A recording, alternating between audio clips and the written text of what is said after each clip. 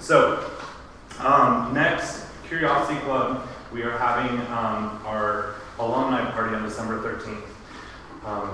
This party is open to the public, and we encourage people to bring friends, but you guys are our alumni, and so we really hope that you come.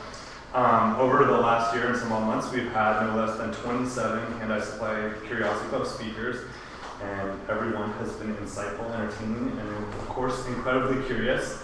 But I've always felt like after the meeting, everybody's kind of packing up and things are going around, so we don't really get to talk to each other. And I think that's too bad because there's people with so many great ideas. We have designers, tinkerers, makers, writers, theorists, open source manufacturing advocates, teachers, a cyborg anthropologist, a historian, a luthier, a pinhole camera maker, a knife maker, a one-wheeled motorcycle designer and developer, a chef, an upholsterer, an amateur rocket scientist, an improv comedian, cargo bike builders, high school robotics competitors, and the list goes on and on. And so I think it's just a great group of people to actually hang out. So the next Curiosity Club on December 13th, we're just going to hang out and drink and eat and chat. So I hope you guys can all make it. All right. So what do you say? You good? All right. You ready, Mo? Yeah. Hello and welcome to tonight's meeting of the Hand-Eye Supply Curiosity Club. We are your hosts this evening. I'm Will Lacoma and this is Tobias Berlinger. Together we have a number of curious and exciting topics to share with you. As attendees of the Hand-Eye Supply Curiosity Club, you are now all members provided you adhere to our philosophy. Ex Curiositas Scientia. We pledge to learn without prejudice in pursuit of our mutual goal, perpetual noviceship. We admit that it is impossible to know everything about anything, and thus we remain perpetually curious and perpetually novice. This is our flag and our mascot, Franklin. The lightning bolt represents the receipt of knowledge, the enlightenment of illumination, the resonance of truths understood. It awakens and excites us and makes us hungry for more. And now we are very happy to introduce Nicholas Everett of Vanport Outfitters. Vanport Outfitters was founded in Portland, Oregon with the goal of producing durable, handmade luggage and accessories using traditional craftsmanship and materials.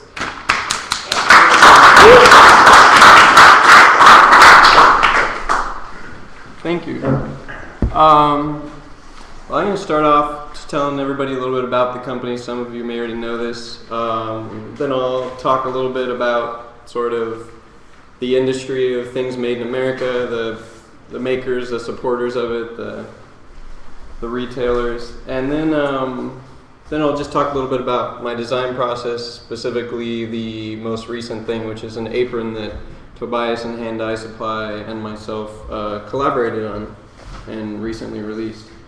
My background in sewing and design is not one that was a formal education. I worked for my father's business for about 15 years, which is doing sailboat and yacht, custom, anything involving fabric except sails pretty much. So some really custom interior work and all the exterior canvas and protective and comfort things. And so it involved a lot of sewing on industrial sewing machines, and a lot of everything was pretty much custom, so it allowed me to really get a broad range of skills.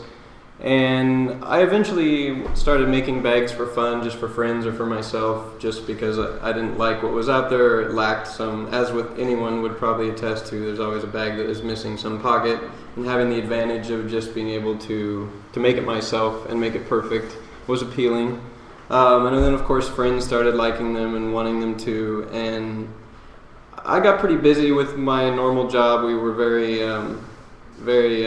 busy, so I kind of set it aside, and it was something I was going to do maybe when I retired as sort of a fun thing. But the winter of '08, of course, everything got really slow for every business, and so I had a little free time on my hands, and a friend of mine who owned a shop that does not exist, called Win Perry, which was a men's clothing store in Southeast Portland, asked me if I would just make a couple bags that he and I kind of talked about and collaborated on the design, and just to sell in his store.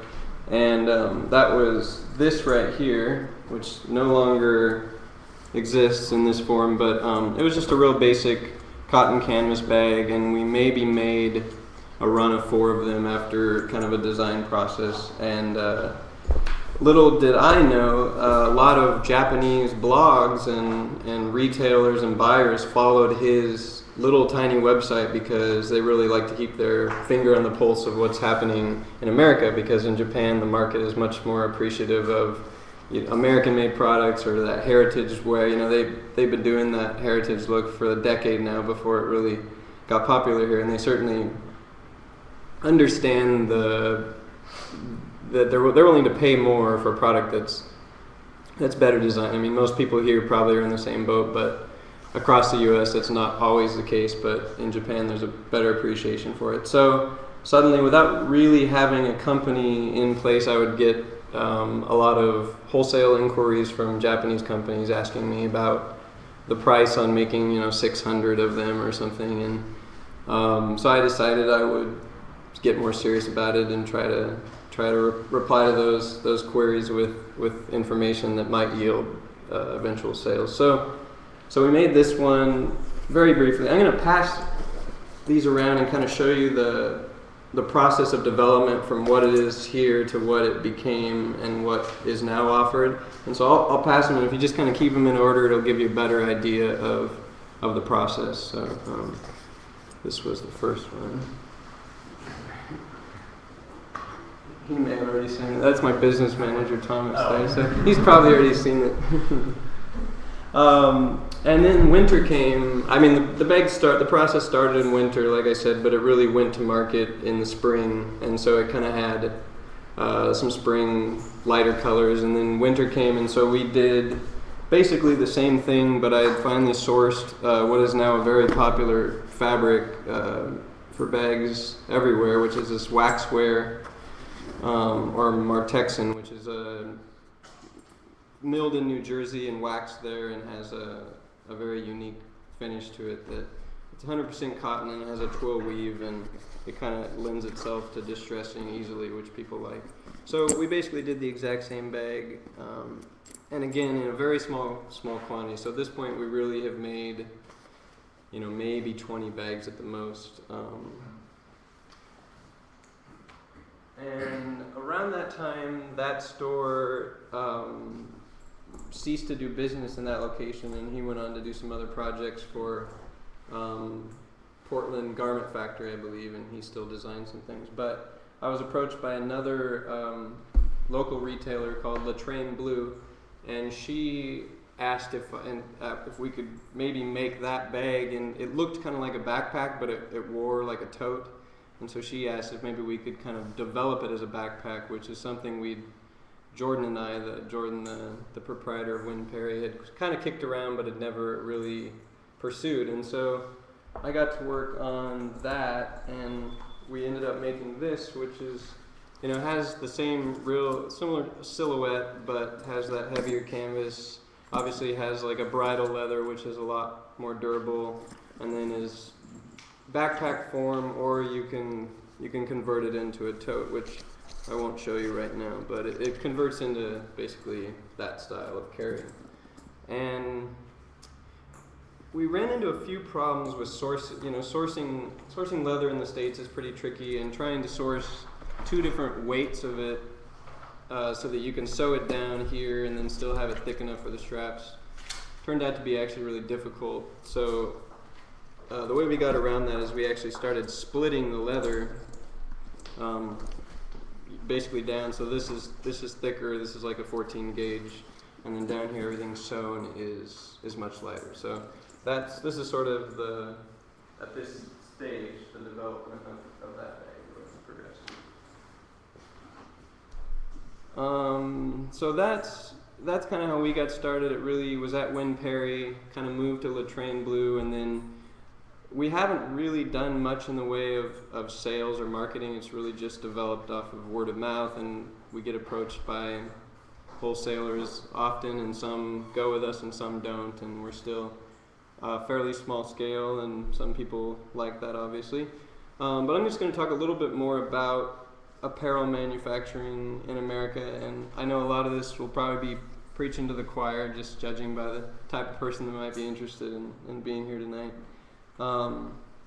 But in 1997, there were 6.4 billion garments made in the U.S., and then by 2008, there were 583 million. So in about a decade, there was about a 90% drop, which in my mind, I really thought that process started even earlier, but the significant decrease was certainly during that decade. And according to the Bureau of Labor and Statistics, it's going to continue to get worse until 2018.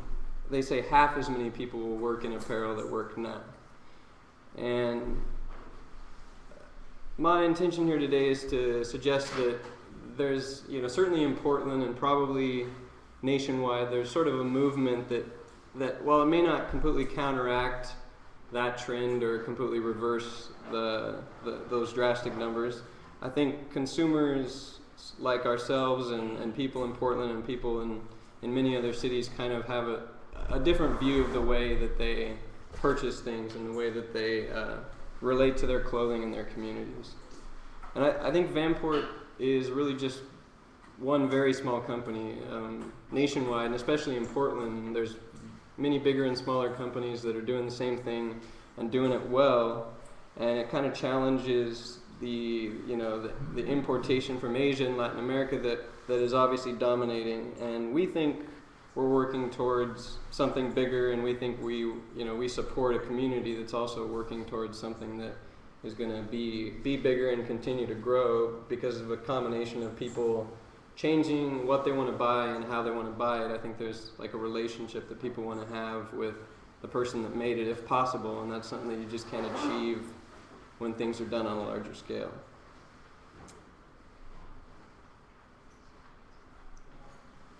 I think along with just to talk more only about the Portland people that do this kind of thing, which are a lot, I think, and only just talk about Portland, which is a perfect example, but of course other cities do it too. But in Portland you have these consumers that want to buy something, as I mentioned, that they feel a part of, or they can meet the designer, or they know where it came from, or they know they're supporting an artist or a craftsman locally.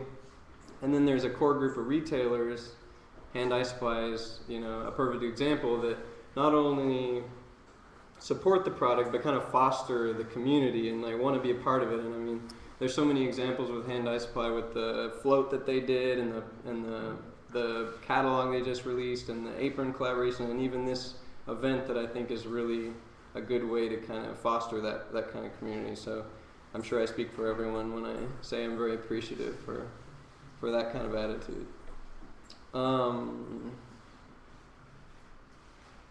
So I'm going to just say a few more things about the industry, and then talk a little bit more about the Apron collaboration, and then do kind of a Q&A. But I'd love to hear, I'm sure out here we have some people that would love to put in their 2 cents or talk a little bit more about, and just make it more of a discussion about what you guys think is, examples of ways to kind of foster this community of makers. And I think these guys that put this on are probably in a good position to comment on that too. I think it's pretty common to hear politicians blame the shift of business and on the exodus of American jobs, and just in general saying bad things about the shift. And certainly there are a lot of bad things about losing the jobs, and everybody knows the culprits, and politicians love to blame China and Mexico and Vietnam. And the reasons, of course, are that the wages in America are higher, and that the use of heavy machinery has obviously increased productivity to a way that human labor is less needed for a product that's sort of mass-produced. And of course, we know that the advantage of that would be lower prices, which people seem to love. In the last decade, we've certainly seen people voting with their feet and buying things that are cheaper and possibly not as well made. And of course, that is the downside, the lower quality and the fewer jobs. But I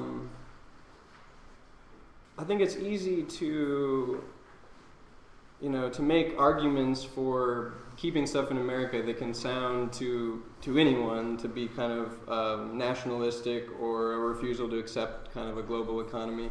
And I think there is a little bit of that in there. I mean, a product can be made overseas, and there can be fair labor, and it can be a boost to an economy in a developing country. So I'm definitely not saying, you only buy American. And I mean, furthermore, there's a lot of products that just we don't yet have or haven't regained a foothold in an industry that we just don't have the expertise to do. So I mean, it's nearly impossible to buy everything in America, and I certainly wouldn't say that's what should be done.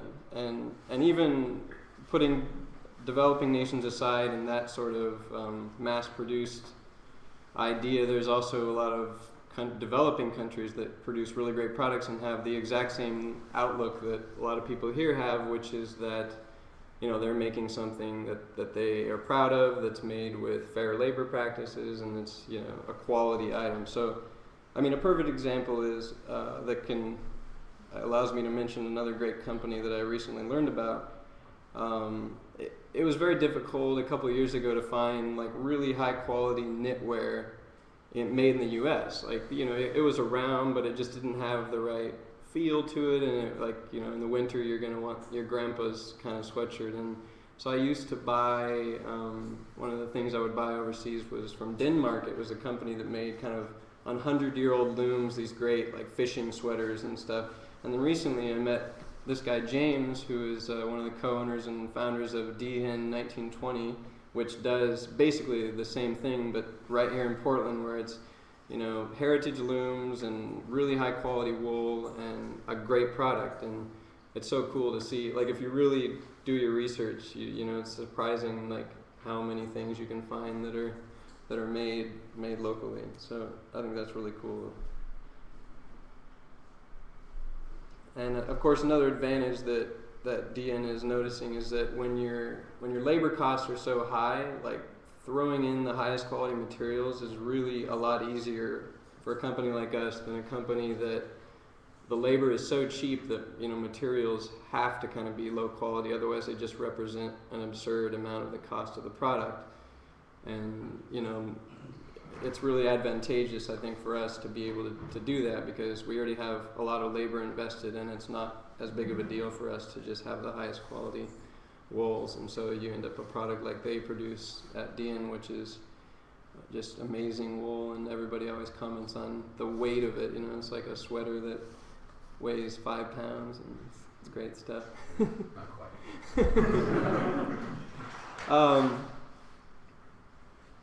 And also, it's easy to, I understand that buying American can kind of be cost prohibitive because it's a lot more expensive, and it's easy for people to mistake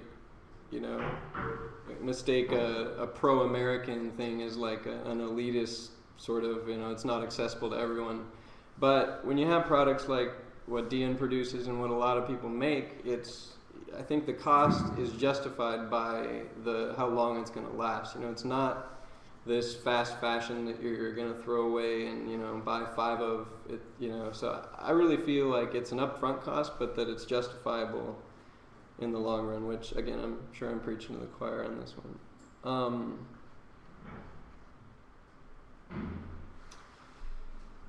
So additionally, I think the other advantages of making clothing in the U.S. Are threefold. There's quality, conservation, and alignment. And quality, I think everyone here can kind of understand, and I think that the big battle for anyone in the industry or just supporting it is trying to really get other people to understand that, because it's amazing how many people really, when they're buying something from me, they think that I'm overcharging, or they think that the price is based on like some crazy marketing budget or some image that we're trying to project. And so I think that's a big hurdle to get over, to help people understand that American labor and paying people a fair wage and using products that are sustainable is an expensive endeavor, and that I think is improving. I think the awareness of that is getting better, and certainly people in this room are already on board with that. the other thing that happens with products mass produced is that you get a big disconnect between design and production, where something is designed over here and maybe even there's some samples sewn up, but then it's taken overseas and 40,000 of them are made. And I think you lose a lot in that transition, whether it be in the quality of the product or just the vision of the designer. And I think when you make things here, like Tobias and I really collaborated on the apron, and we just sat down and talked about it. And I can go to my shop, a couple miles away, and create a sample rather than creating like a CAD image, which I understand works for a lot of products. And so where it works, I certainly don't have a problem with it. But it's so much easier for me, especially without the background in that kind of design, to sit down and make one and then bring it to him and take it to people who would actually use it, like Katie and Keegan of Megan and Keegan Printing, who were able to kind of consult with us and try it out and tell us what they thought, which is a really great way to design something. I think it really brings people in.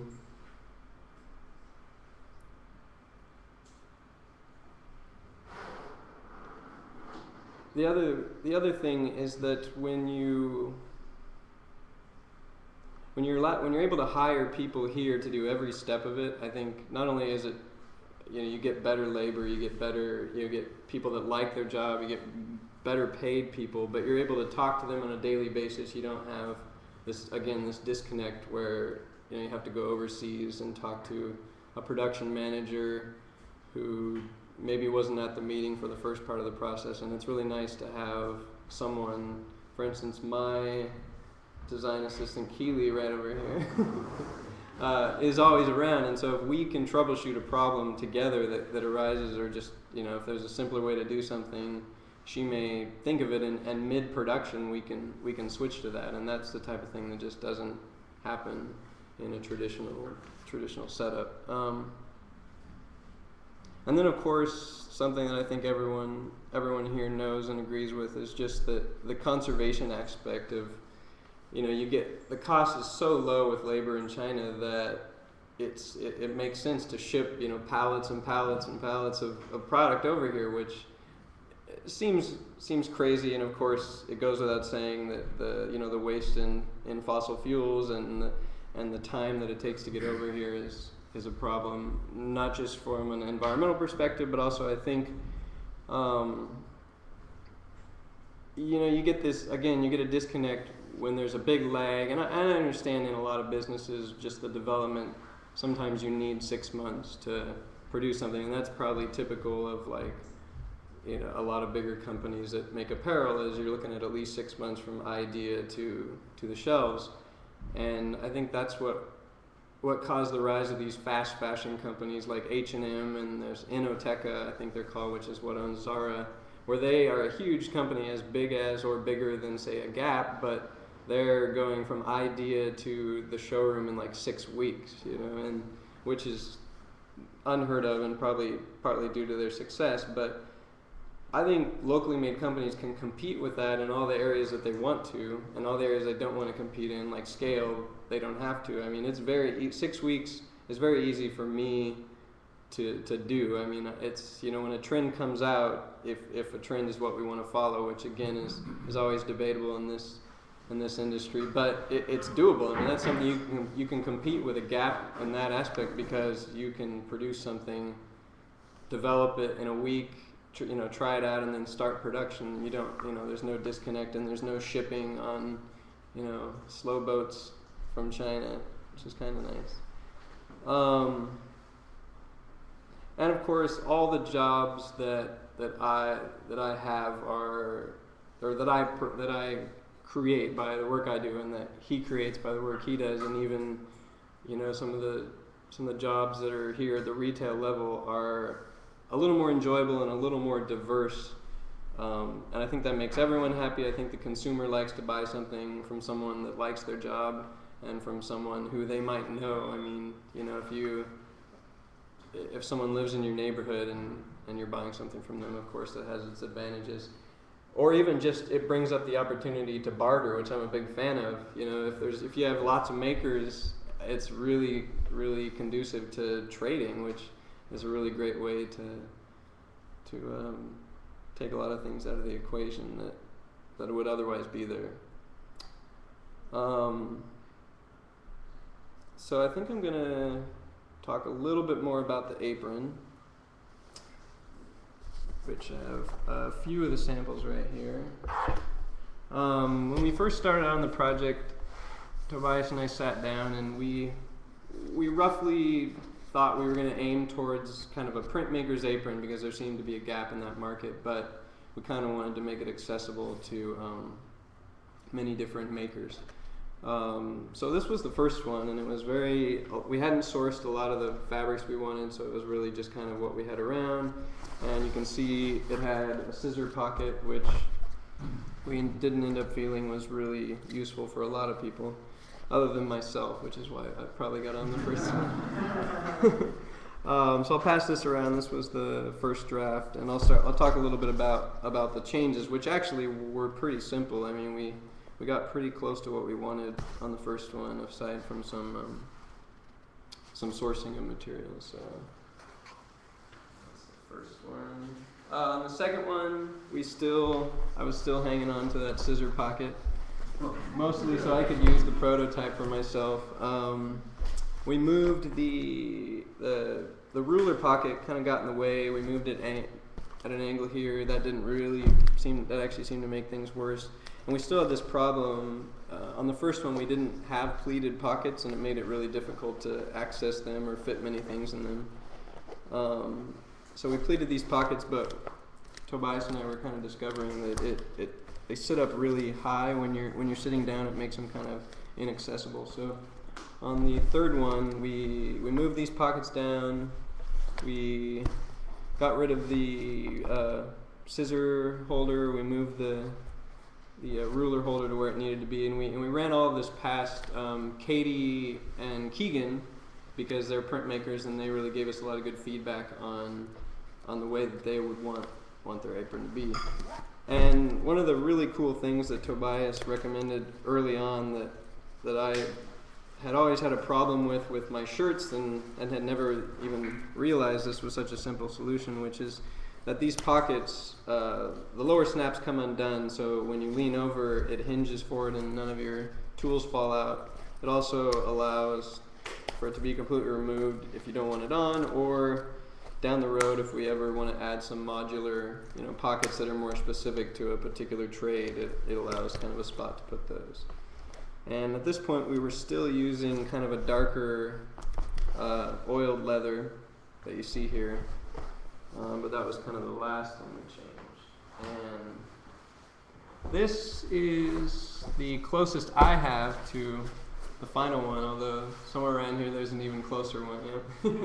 I don't have any of the final ones with me, but this is pretty much what the final one became, save for the tape measure holder, which we decided was unnecessary and that they could put a tape measure here. But we switched up the snaps to an all brass snap, and switched to a leather that's oiled leather that distresses really nicely and has a little bit more softness to it. But that's pretty much how that came along. Tobias was a big help in this, not just in facilitating it, but also in just being able to sit down and have someone to knock ideas around with and decide what really needs to change and what needs to stay. And I'd worked with other people before, and it's always difficult, but it seemed to actually go really smoothly, and it came together fast. And really, one of the biggest hang-ups that slowed us down was waiting for this label company to send us our woven labels to put on on the bag. But other than that, it came together pretty smoothly. And maybe we can switch it up to some question and answers, and if we have more time, I can talk a little bit about. Oh yeah. Thank you. If we have time, I can talk a little bit more about the Carhartt collaboration that I did, but I think first we'll just kind of put it out there for questions or just comments.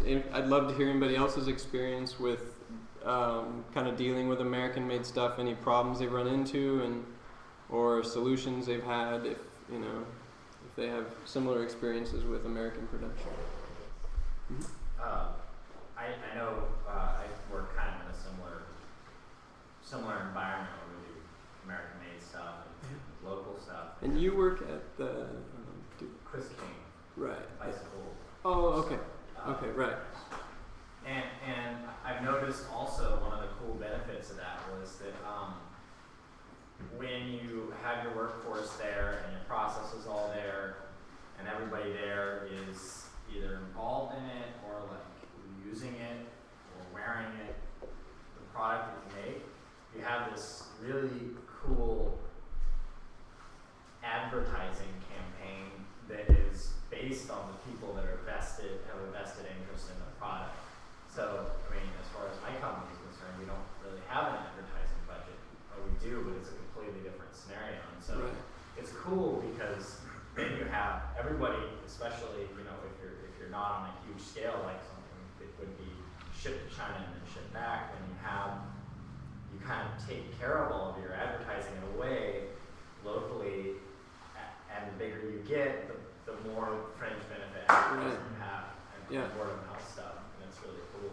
Yeah, I've definitely found that to be true. I mean, a lot of my friends are always asking to buy bags, and often, I feel bad about just how expensive the retail level is, and there's so many samples I have in the development process that I'm able to really give away a lot of bags that aren't quite perfect, but definitely functional and really represent our aesthetic. And then those are out there, and people are saying, "Oh, nice bag," and it's definitely a way that I think relates to what you're saying, which is that you can really market that way. Yeah. I think another nice aspect of that is that you have like an instant feedback loop on like how things are working, and it's if you make $1 million or 10 million of something that has only been tested in a room somewhere and hasn't actually been used, then you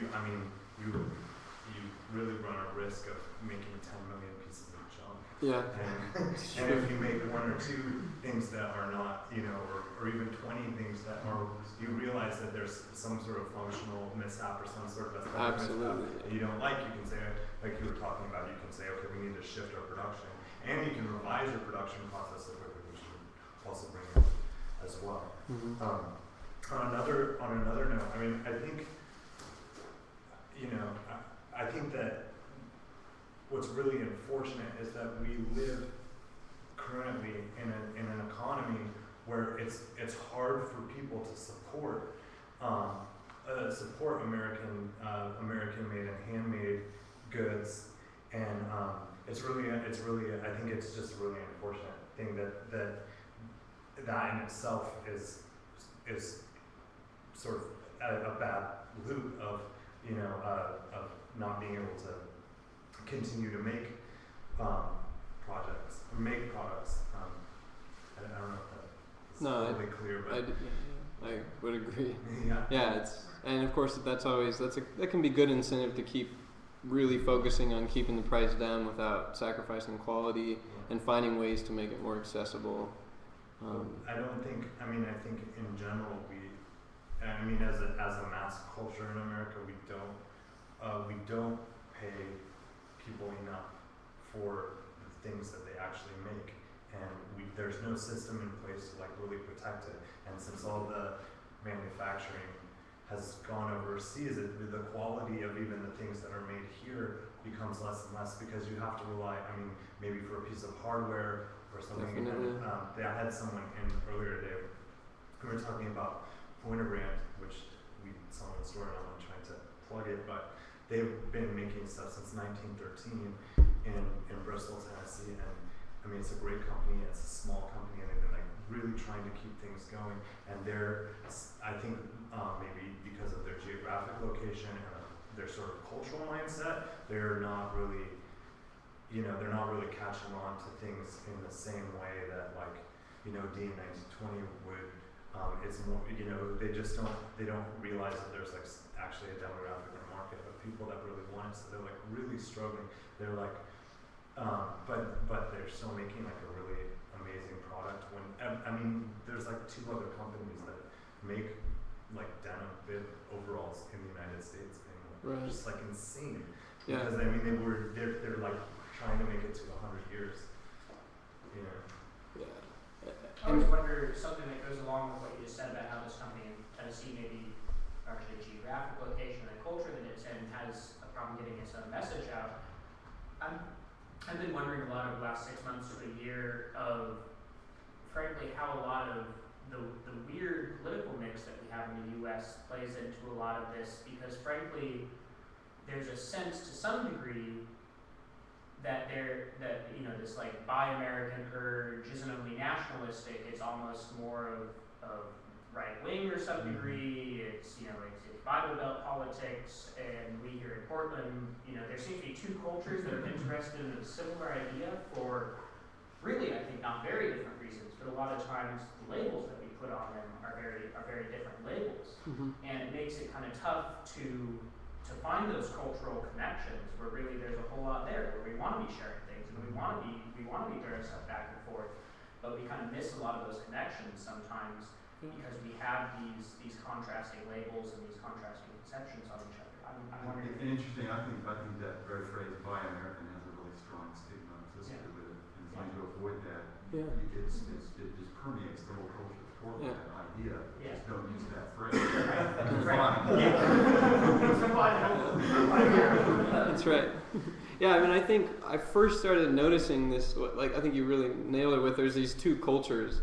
When American Apparel just started becoming popular before there was a Portland store, and I started noticing their rise to popularity, and I started realizing there's this really young demographic that is completely different than before that 10 years ago, of what was known as the people that really wanted to buy American and their reasons and their politics. And so when this young group of people started buying American Apparel, I just found it really amusing, and I almost would often kind of ask people that really liked American Apparel if they realized that they really had aligned them, not in a bad way, but that, hey, you have something in common with some people you might not really think you have something in common with. And yeah, it's an interesting thing. And then getting back to what Tobias had said early about just the price, how the economy right now, and just even when we're in a good economy, it's tough. I think people have been trained at a lower, we're so used to seeing prices that are just absurdly low, that really do not reflect,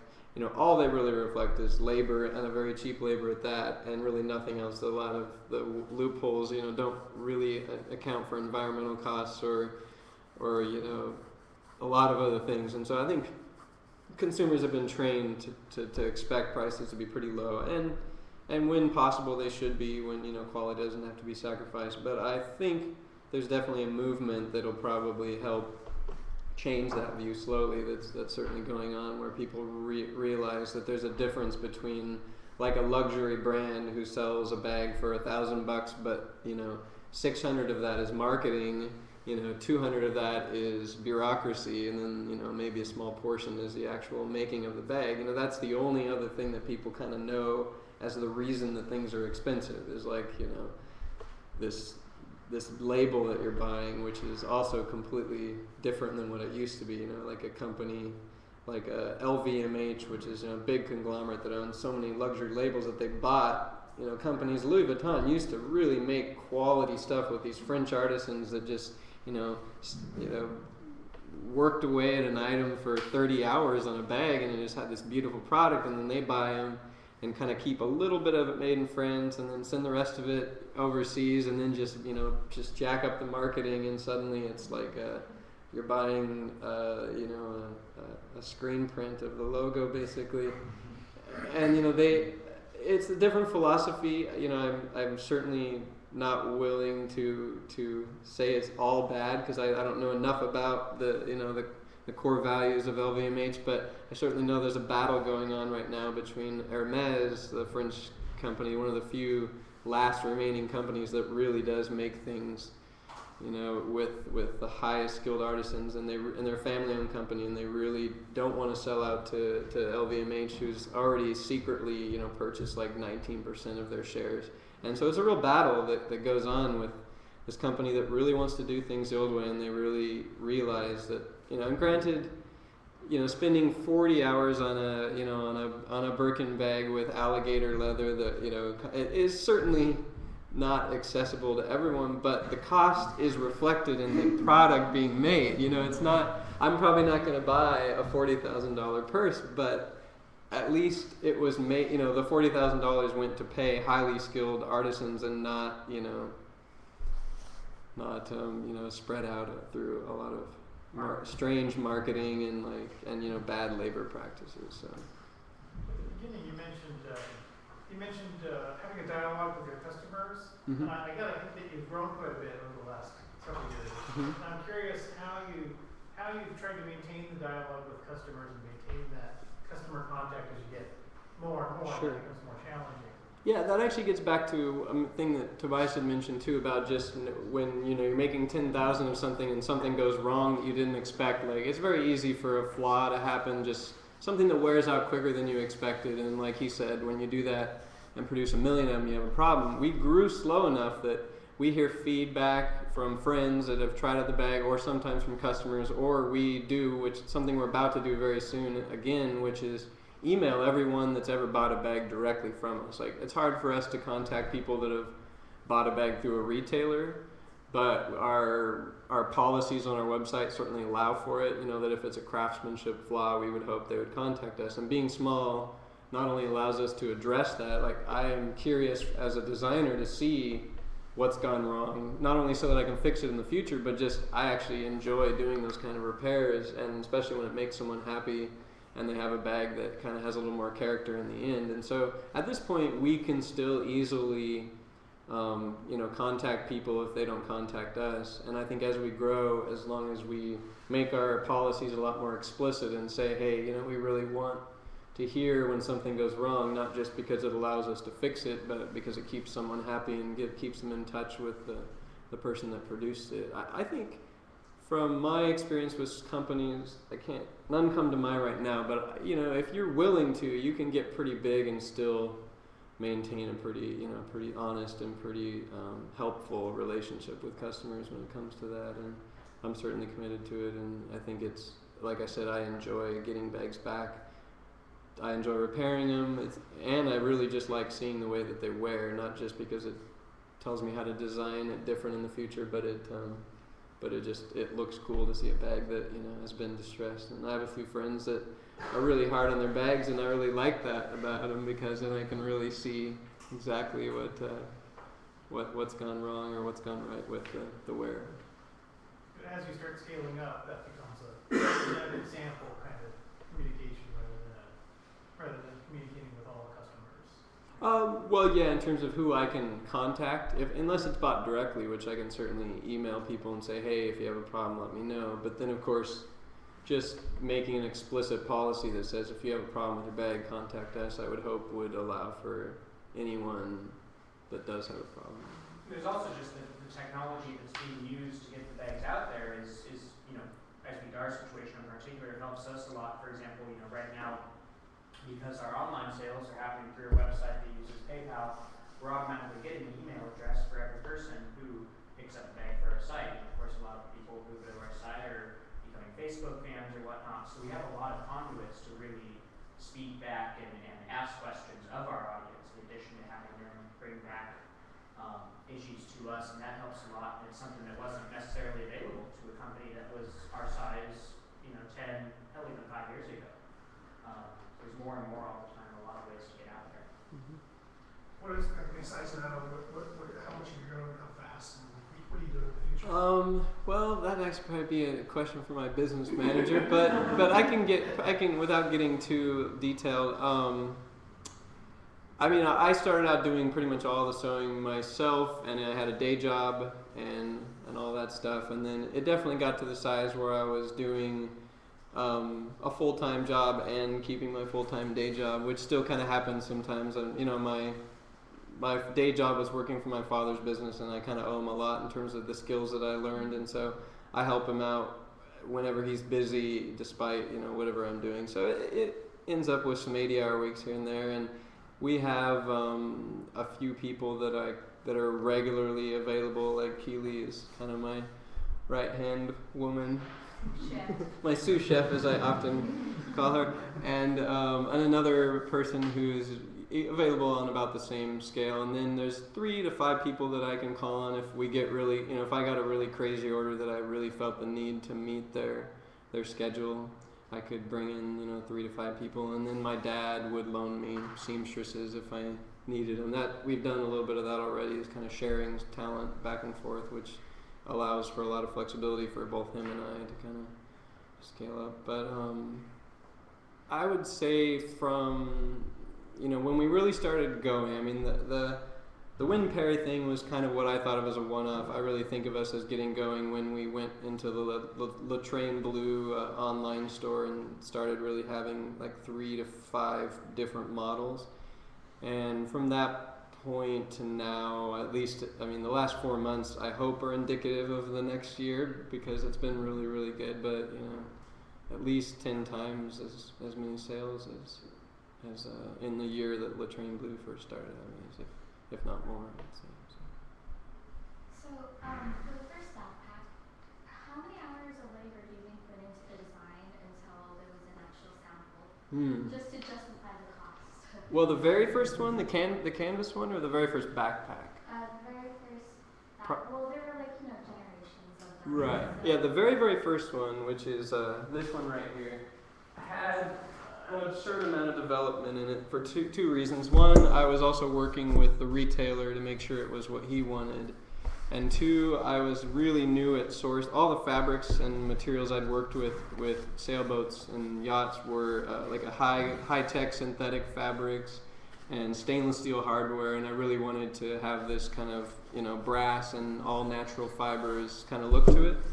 So, I mean, sourcing fabrics was a big challenge, and that occupied a lot of my time. And then also realizing when I'd find the perfect fabric, just that it wouldn't really go together. Like, the way that these all fold doesn't always work with certain thicknesses, and then you have to kind of do all sorts of weird cutouts to have like one less thickness in the part that doesn't show. I mean, it would really probably be surprising how much, over designing can sometimes go into a bag that looks pretty simple.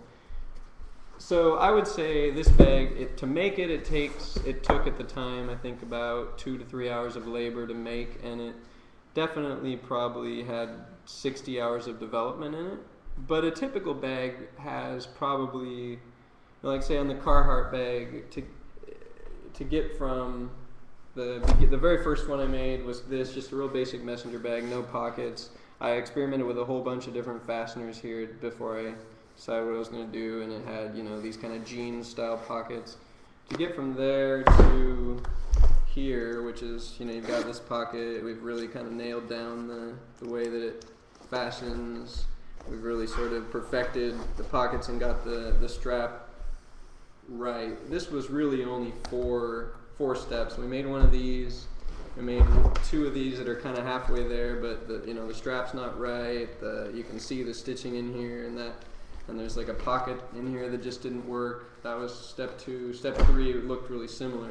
And so in those, these are all taking, when they're one-off, they take, about 5 hours. And then when you get into a production of about 20 of them, you can get them down to about 3.5 hours, which is about what this takes. So the development cost on that was significantly lower. It was probably, maybe 20 hours. And I really had a pretty easy time with sourcing materials. I mean, Carhartt this is, as you can probably recognize, a Carhartt standard fabric that they use in their jeans. The tricky thing was sourcing, no one uses cotton webbing anymore, and I'm really kind of all about no synthetic fibers, especially not cotton webbing that's this, heavy. And then we found a place, and the minimum order was like 5,000 yards, and so that was probably the trickiest part, but that doesn't really take time in terms that I really count as development costs. And they ordered, in the neighborhood of a couple hundred of them, so it's, in a case like that, it certainly justifies it. But I've never looked at it that way because it's what I like doing. I mean, my favorite part is designing something, and it doesn't feel like work, and I never count it as work. I never, at least at this stage, haven't really paid myself for development time because it just doesn't, at this stage, doesn't really factor into the economics of the business. And again, I like doing it, and it never feels like work. So is this still your hobby, or are you Do you still have a day job? I still have a day job, but I've been able to not do it very much lately. I still make myself available basically when I'm really needed, but for the most part, I'm able to focus on this most of the time. But this is it can be a 60 to 80 hour week thing on its own sometimes. Depending, especially this season of this time of year, it's for retail. It's kind of nutty and there's a lot of demand. So I think January will maybe be a little slower. I think one thing I like about your bags is it's lightweight. Those bags are super heavy, and these feel just as durable. Well, I appreciate that. I sometimes feel that my bags are still a little heavy. I didn't bring a great example, but there's a couple bags where empty they weigh, 5 pounds, and I think that's a little much. And there's ways to get around that without losing durability in terms of like a little lighter weight fabrics where they can be used and keep the exterior the same. But I agree with you, Philson. Also, the problem that both of I would say mine also have is that they require a big break-in period, which I think is good. I mean, you should earn the softness, and rather than buying a pair of jeans that have been broken in. So I'm okay with that part. I think one of the things I notice a little bit, and I think about when I think of stuff that's like more along the lines of like an heirloom quality product, which I think these bags kind of are, is that I almost feel like even more than like the idea of like jobs or even like sustaining local businesses or job creation or economy or any of that, I think sometimes it's as much a reflection of like how quick things change now, just in general in society. And like when somebody, I think there's like a natural backlash that I've noticed with people saying, okay, listen, instead of buying something from a company overseas where they, where they change quickly and like having 5 or 6 different jackets that are all nice enough, and buying a new one next season, it's becoming like more acceptable to see somebody in a jacket for 8 years. You know what I mean? Or for indefinitely. Or having that one really nice suit that fits you really nice and is tailored well and is made here. It's more, in a weird way, socially acceptable, and I think it's almost like an unconscious thing, but I'm starting to kind of notice that. Maybe it's just my friend circle. And also, I've noticed that like, it seems like people, as a natural evolution of that, have become more detail oriented, whereas now, instead of having to have a name brand that says, yes, this is nice, like saying Gucci really big or something like that, or whatever, not to say Gucci's nice or not, but you can just look at a bag and you can go, wow, those are really nice zippers. Sure. You know what I mean? Absolutely. Or like, wow, the stitching on that, what a great rivet. You know, like, that's the kind of thing that I feel like people didn't really even think about, Right. And I feel like that's Absolutely. like permeated a lot more of the culture now, just as a kickback from like. Yeah, I noticed that too. I hope it's not just Portland, but I know that Portland is an exception, Yeah. But I think there are pockets elsewhere that, I agree with that. I think it's. A lot of the internet presence has really caused a lot of consumers to become much more educated about quality products. Absolutely. You can spend time reading about real quality online. Yeah, and certainly a lot of big. Went to stores. Yeah, exactly. Like this store.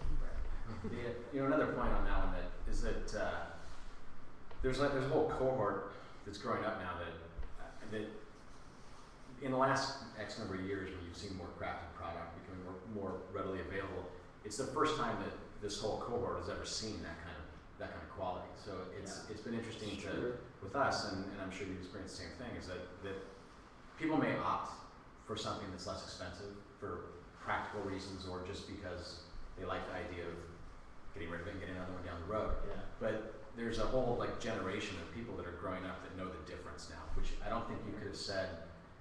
I'm 44, and I would say that I was probably one of the last generations that had a lot of American-made product, and you kind of can tell the difference, But there was a 20-year gap where these and they're kids now, they're teenagers that get the difference.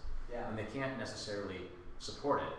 Right. But they know the difference. And there was one, I heard a great quote from this guy, French guy, who who's a big dude in the vintage world, but he said, because we were talking to him about sort of heritage, because we're kind of a heritage brand, and, which I think is kind of a dumb term. I think it's more about the way things are made and not when they were made and when they were founded. But he had this great quote where he said that, you know, once you see something, you cannot unsee it, and that, you know, because we were, and that's I think is critical, is that people know the difference now, a lot of people, and of course we are in a weird little echo chamber in Portland, but you know, I think hopefully it's a permanent thing, and it doesn't necessarily mean that we're all going to get rich making this crafted stuff, but but there's yeah, I think it's it exists in a way that it couldn't have existed 10, 15 years ago. I mean, I think there's a trend, and then there's something more long term. The trend often gets called heritage, which I agree is a risky, you know, term because it has so many connotations that are trend oriented. But I think in addition, there's this just general movement towards people realizing that if you want, you know, if you want good jobs here, you know, you're gonna, and you want the economy to look like it did 50 years ago, the products are gonna have to look like they did 50 years ago to some extent. The heritage thing to me is, and I guess we'd be a beneficiary of it, so I should probably try to promote it. But it's less about how old something is or the age of the company or the people or the machinery that made it. It's more about, you know, is this thing going to be? Will someone view this as a heritage product in 50 years because it still exists? Right. Yeah. So you know, exactly. I have friends in Tellison that do denim down in Los Angeles, and you know they're not as old as Levi's or any of the other companies, but they make a great product the way it would have been made back in the day. And you kind of, so to me, I clump everything together. Yeah. Which I think is a good thing. So. Yeah. Where you been? Well, I think there's a lot to that idea of having a product that lasts you, and I think that another sort of reason that people are so appreciative of products that last a long time is that we live in a time with so many disposable products, and even the ones we herald as like these great design achievements, like the iPhone. Like, I mean, the lifespan is like 2 years, 3 years. I don't know. I have a guitar from 1966 that at the time that it was made, it was like, you know, this is the lower end guitar. This is like the beginner guitar, and like it still functions completely amazingly. And the wood is dried out, so it's like actually sounds a lot better probably than it did. And you know, everything, it's all the original components. There's nothing has changed. And I can understand that what a guitar is doing, like functionally, and what iPhone is doing functionally, are completely different worlds. But it's frustrating to me. Like it's like a new kind of tax or rent or like bill that you have to pay now to like update your technology. Right. And like I can have a jacket that, you know, that is 30 years old. I mean, it's the same age as me, you know, but I like my phone or my computer, and it's, I mean, it's a requirement. Like, you know, if it isn't, it doesn't seem like it isn't. You know, it seems like it's a requirement to have all those tools to even interact with other especially people. if you're in business. Yeah, totally. But even socially. So it's frustrating to have these products that are supposed to be like just the pinnacle of great design just be completely and utterly disposable, like in such a short period of time. And you know, with that, and it seems like that period of time is getting smaller and smaller at like an accelerating rate, which it's hard to stomach, especially in an economy where, I mean, it is like people don't have a lot of money. They're paying, you know, $400 for phones and contracts. Yeah, I keep going. I mean, I think the upside to that is what he was talking about, how he notices amongst his friends this thing that didn't used to take place, where it's like you can have the same jacket for, you know, 8 years, and if anything, it gives you more credibility because you've worn it in yourself. You know, you have it, and there's people that get real obsessed with denim. I mean, you can go and find denim blogs where people are just obsessed with wearing in their denim just perfectly, and I mean that requires that you wear one pair of denim. So it's very much the antithesis of this, you know, purchase a new pair of whatever all the time, and people are obsessed with even the patching. You know, there's this Self-Edge in Los Angeles and New York that has this whole, you know, they bought this perfect condition ancient sewing machine just for the purpose of patching and hemming jeans in the way that they used to be done, and people get, you know, real geeked out over that, and that's a great thing. I mean, it's so cool that, you know, they're really into like seeing how long they can make something last, and like it gives it so much character, and it gives them credibility rather than being like, oh, you're wearing the same thing you wore, 8 years ago. You know the irony about it. You mentioned guitars, I brought it up, and I did probably the same thing as denim. Is that the stuff that's so coveted often was the stuff that was the cheapest stuff, that was made the fastest, that was made to be. I mean, like the old, whether it's, Levi's back then weren't thinking we're going to make something that's going to last forever. They were just using primitive tools because that's what was available and made for a better thing. And the guitar things like that, even like Wolf Fingers, I mean, they could give them away back in the day, but it's funny how now it's like, it's just an object of worship, and at the same time, like that was just junk. It was junk that aged well. So Yeah. Yeah, like an advertisement. I found an advertisement for my guitar. It's like the perfect guitar for a beginner. It's like, but I mean, it still it functions like perfectly well, and it's been like people have been playing them all over the world, and it's not just like this one rare piece that's like, there's like thousands and thousands and thousands of guitars made in the 50s and 60s, and banjos made in the early 1900s that are they're around. Yeah. And it's not just like one made it and it's like an artifact. There are a lot. They may be hard to come by, and there's a lot of collectors, but they're all Japan. Yeah. Any other questions? Okay. You want to say anything else? Wrap it up. Okay. Oh yeah, I'm sorry. I can go on, trust me. All right, well, thank you everyone for attending. I want to remind you, and for those of you that weren't here at the beginning, we're having our Curiosity Club alumni party on December 13th, which just means we're going to hang out and talk to each other. Obviously, there's a lot of great ideas happening here. So I think that's really exciting. I'm really looking forward to it. And also this Thursday, we're having a party at the store. It was event heavy season it's a button show called Hot 1-Inch Action, and there's 50 artists, and they've made there's 50 buttons. The buttons go in bags, and you can buy 5 for $5, and it's a random selection, and then you trade and interact with people to get the buttons that you want, and they're all displayed on the wall for you to see. And I have a button in the show too, so that's the reason to go. All right. Well, let's give Nicholas one more.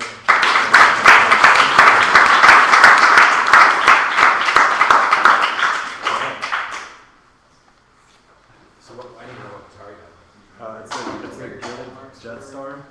It's Gilded Jetstar. It's a 1966 Gilded Jetstar. It's it was electric or acoustic? It's electric.